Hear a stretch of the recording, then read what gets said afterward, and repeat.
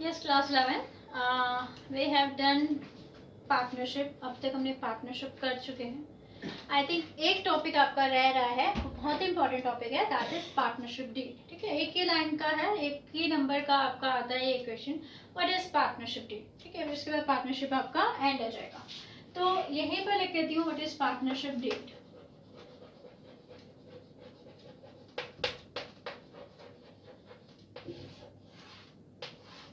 अब partnership deal क्या होता है बेटा?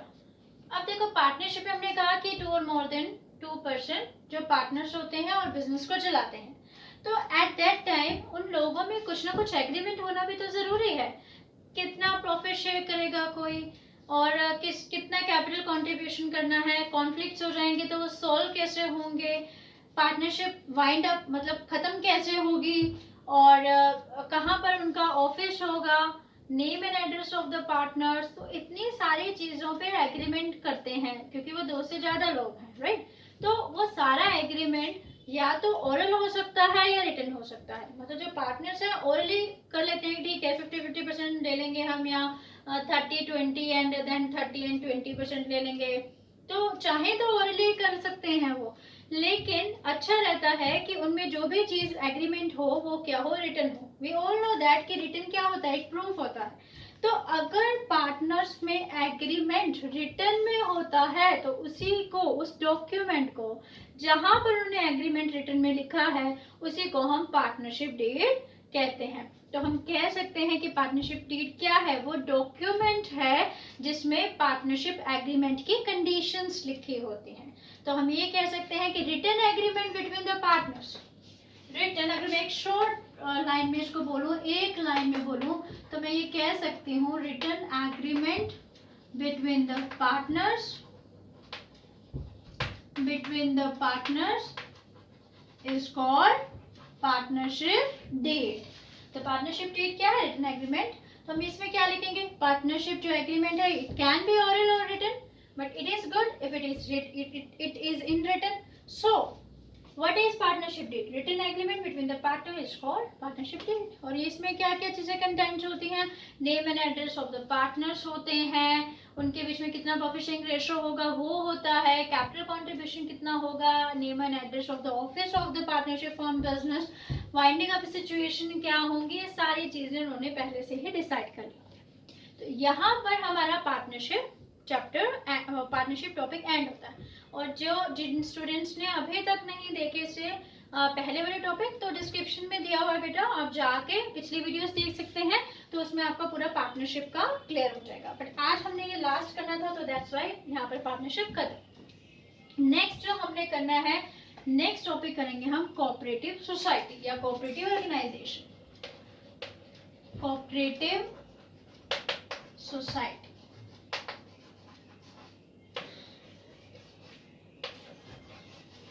चलिए थोड़ा सा रिकैप्चुलेशन करते हैं। तो मैंने आपको क्या बताया था, मैंने आपको जब स्टार्ट किया था चैप्टर 2, तो मैंने आपको कहा था different forms of business organization होती हैं, प्राइवेट एंड पब्लिक। अभी हम इस चैप्टर में क्या करने वाले हैं, प्राइवेट फॉर्म ऑफ बिजनेस कर रहे हैं। प्राइवेट फॉर्म ऑफ बिजनेस में हमने सबसे फर्स्ट किया सोल प्रोप्राइटरशिप, सेकेंड किया joint in the family business, third किया पार्टनरशिप फॉर्म ऑफ बिजनेस। अब now fourth is cooperative society. जैसे कि हम हर टॉपिक में करते हैं, सबसे पहले मीनिंग करते हैं, फीचर्स करते हैं, मैरिज करते हैं, डीमैरिज करते हैं। लाइक दैट हम कोऑपरेटिव सोसाइटी में भी यही करने वाले हैं, इसका मीनिंग पढ़ेंगे, features, then merger and demerger. After that there is a most important topic, that is company organisation. तो आज हम कोऑपरेटिव सोसाइटी स्टार्ट करते हैं। कोऑपरेटिव नाम से पता चल रहा है कोऑपरेशन, जिसमें लोग कोऑपरेशन करते हैं एक दूसरे के साथ और एक सोसाइटी बना लेते हैं, that is called cooperative society. चलो एक छोटा सा एग्जांपल प्रैक्टिकली लेते हैं, सिंपल सा, राइट। कई बार आपने देखा होगा बेटा कि आप कई बार मार्केट में जाते हैं, there is a consumer cooperative store, या फिर कई बार लिखा होता है कोऑपरेटिव स्टोर, राइट। तो कोऑपरेटिव स्टोर में क्या होती है, चीजें सस्ती मिलती हैं, आप जाते हैं वहाँ विजिट करते हैं तो देखिएगा चीजें सस्ती मिलती हैं।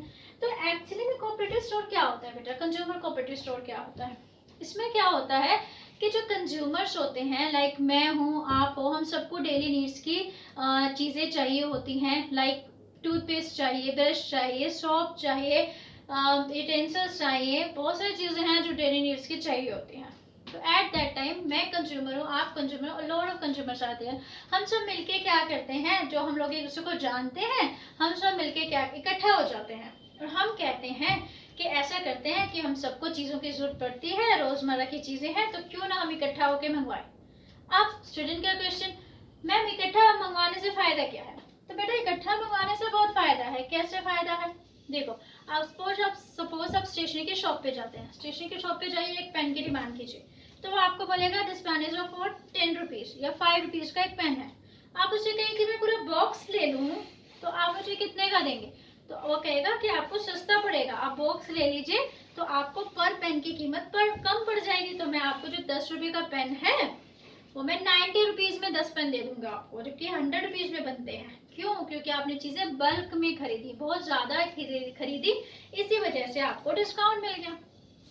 ऐसे ही कंज्यूमर भी करते हैं। अगर सब इकट्ठे हो जाएं और फिर इकट्ठे गुड्स को सीधा खरीदें, जो भी बेच रहा है सेलर से सीधा खरीदेंगे, बल्क में खरीद रहे हैं, तो उनको बहुत डिस्काउंट मिलेगा। मतलब हम सबका फायदा, सभी कंज्यूमर का फायदा। तो हम क्यों इकट्ठे हुए? क्योंकि हमने अपना फायदा सोचा, हम एक दूसरे की हेल्प भी कर रहे हैं, क्योंकि मुझे प्रोडक्ट सस्ते पड़ रहे हैं तो सेकंड पर्सन को भी सस्ते पड़ रहे हैं जो कि इस कोऑपरेटिव सोसाइटी में है।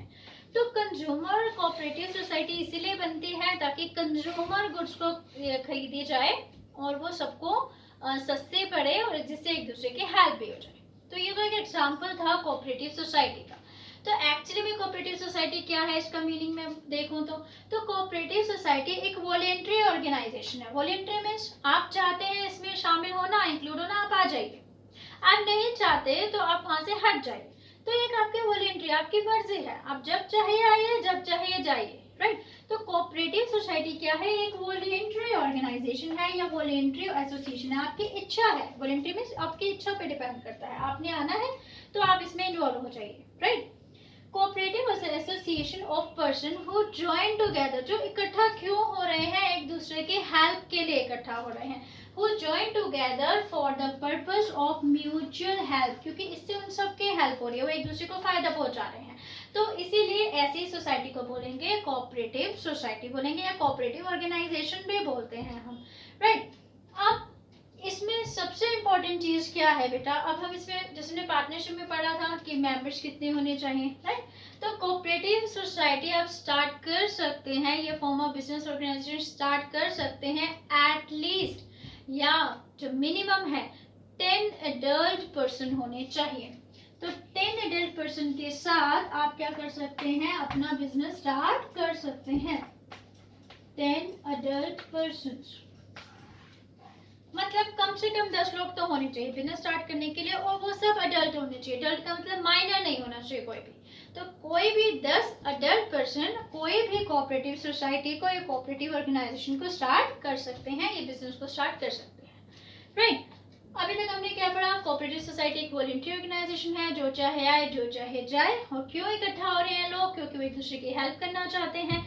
तीसरी चीज हमने पढ़ी कि इसके लिए एटलीस्ट 10 एडल्ट मेंबर्स का होना जरूरी है। And fourth is very important that cooperative society actually में गवर्न किससे होता है? तो कोऑपरेटिव सोसाइटी का एक एक्ट है और हम सबको याद रखना है, that is cooperative society act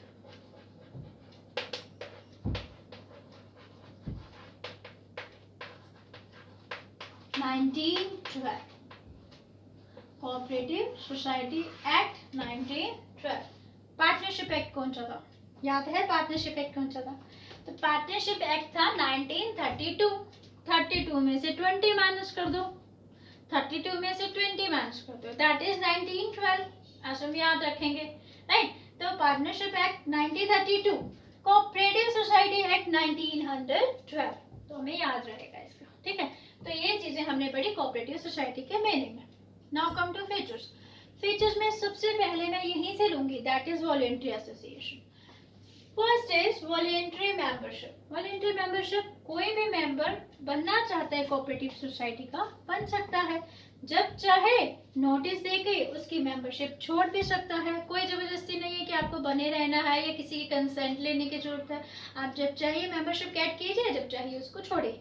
but cooperative society start करने के लिए एटलीस्ट 10 अडल्ट मेंबर्स का होना ज़रूरी है, राइट।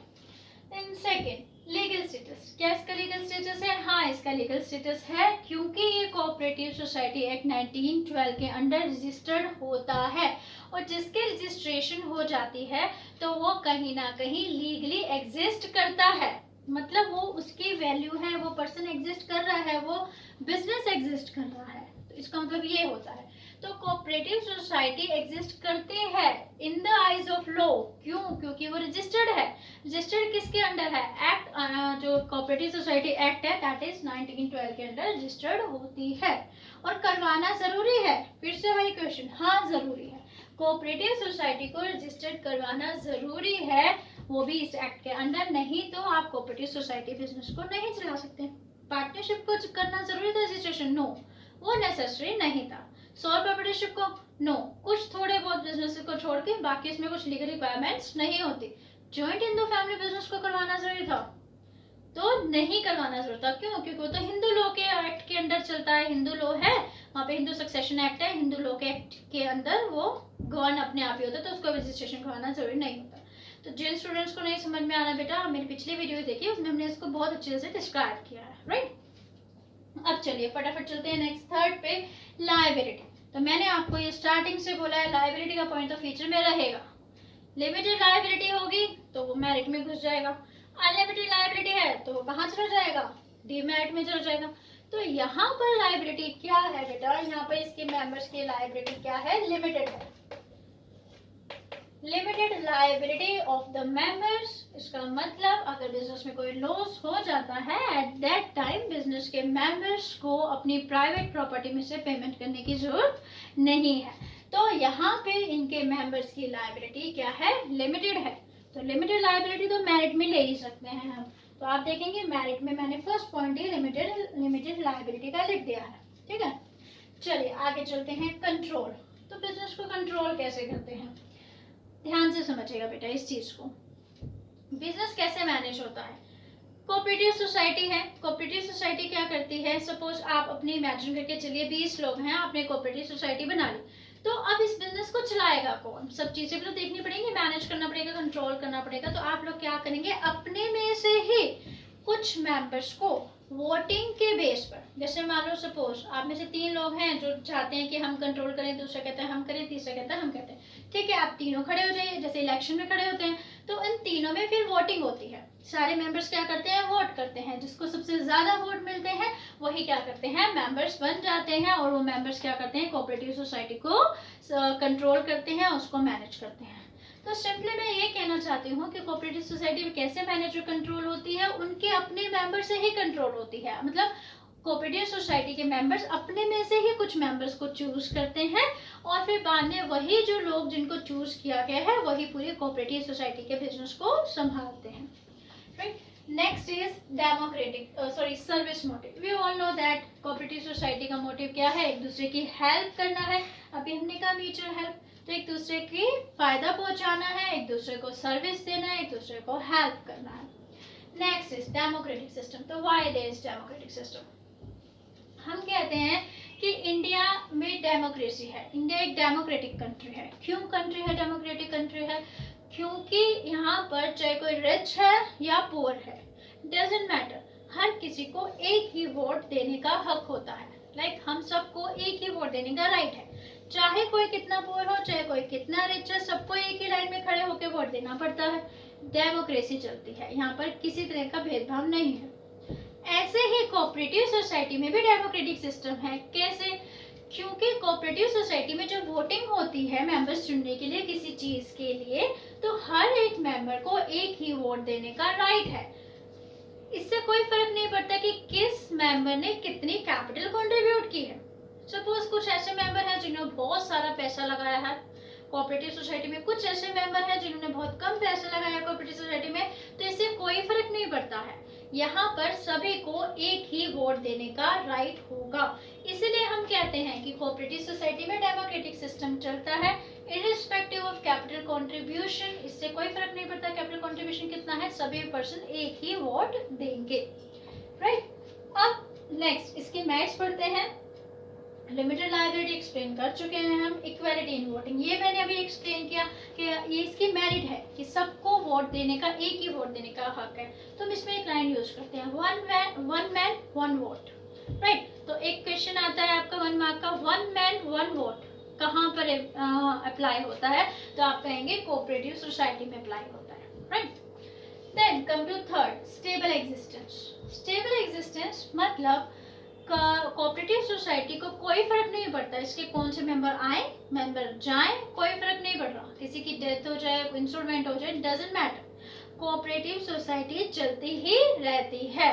तो कोऑपरेटिव सोसाइटी के इसको इसके मेंबर से कोई फर्क नहीं पड़ने वाला है, ये बिजनेस हमेशा क्या रहेगा, चलता ही रहता है। Next is economy in operation. Economy क्या? बचत। आपको क्या होता है, जब भी आप कोऑपरेटिव सोसाइटी चलाते हैं तो कोऑपरेटिव सोसाइटी के जो भी काम होते हैं, ऑपरेशंस में काम, इसके काम में बहुत बचतें होती हैं। कैसे बचतें होती हैं? देखो, सबसे पहले अभी हमने यहीं से हमने निकाला फीचर में से, कंट्रोल में से। अभी मैंने आपको समझाया कि बिजनेस को मैनेज और कंट्रोल कौन कर रहा है, अपने में से ही वो कुछ मेंबर को चुन लेते हैं जो कि बिजनेस को मैनेज और कंट्रोल करता है। तो उनको कोई फीस देने की जरूरत नहीं है, उनको कोई सैलरी देने की जरूरत नहीं है, स्पेशली प्रोफेशनल अपॉइंट करते नहीं हैं ये लोग, और तो इसलिए इनको ज़्यादा पेमेंट करने की जरूरत नहीं होती है। तो इनके जो काम है वो बहुत ही ज़्यादा सस्ते में निपट जाते हैं। Next is support from the government. हमेशा ध्यान रखो बेटा, क्योंकि कोऑपरेटिव सोसाइटी एक दूसरे के हेल्प के लिए बनाई गई है। मैंने आपको एग्जांपल दिया कंज्यूमर कोऑपरेटिव सोसाइटी का। अभी हम जब इसके डिफरेंट टाइप्स पढ़ेंगे तो उसमें मैं आपको फार्मर्स कोऑपरेटिव सोसाइटी का भी एग्जांपल दूंगी, जहाँ डिफरेंट फार्मर्स इकट्ठे होते हैं, सीड्स मंगवाते हैं या फिर एक इकट्ठा लैंड करके वो क्या करते हैं, अपना कल्टीवेशन करते हैं, और जो चीज़ ग्रो करते हैं, उपजाते हैं, जो भी चीज़ें ग्रो करते हैं, मतलब एक दूसरे की हेल्प करते हैं। तो गवर्नमेंट को लगता है कि ये जो सोसाइटी है ये लोगों की हेल्प के लिए बनी हुई है, इनका मोटिव सर्विस मोटिव है, एक दूसरे की हेल्प करना है, तो क्यों ना इस ऑर्गेनाइजेशन को फायदा दिया जाए। तो गवर्नमेंट क्या करती है, इन लोगों को जब लोन देती है तो कम इंटरेस्ट रेट पे देती है, और साथ में वो उनको डिफरेंट सब्सिडी या डिफरेंट ग्रांट या डिफरेंट हेल्प भी देती रहती है साथ साथ, ताकि ऐसी सोसाइटी और भी ग्रो करे हमारे इंडिया में, right. Next, ease of formation. Cooperative society को बनाना बहुत ही आसान है। कैसे? एटलीस्ट 10 अडल्ट पर्सन क्या हो जाए, कम से कम 10 अडल्ट पर्सन बिजनेस को फॉर्म कर सकते हैं, इकट्ठा हो जाए, बिजनेस को फॉर्म कर लें, बस बिजनेस बन गया। बस आपको किस एक्ट के अकॉर्डिंग अपने आप को रजिस्ट्रेशन कराना है, that is cooperative society act 1912 के अंदर आपको रजिस्ट्रेशन कराना है, और उसके बाद आप अपना बिजनेस स्टार्ट कर दीजिए।